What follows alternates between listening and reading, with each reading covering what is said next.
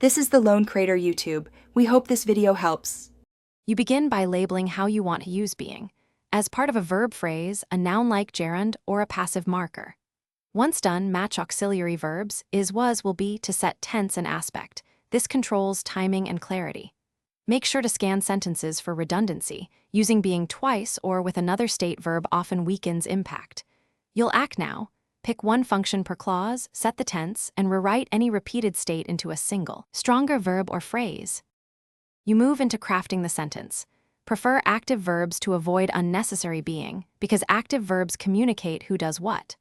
Once you need ongoing state or passive nuance, keep being but refine the complement so the idea stays tight and meaningful.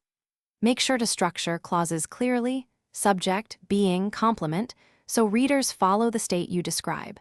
If multiple states appear, stagger them into separate sentences. This improves rhythm and prevents the reader from losing the main action. You finish by reading the sentence aloud to catch clumsiness. Hearing the rhythm reveals passive-heavy spots. Then trim long complements. Shorter phrases make being functional instead of decorative. If clarity still suffers, split the being phrase into two sentences. State the condition, then state the action.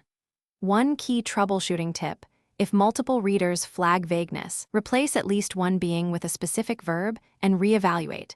That single swap often restores. Thanks for watching. Consider subscribing if we helped you.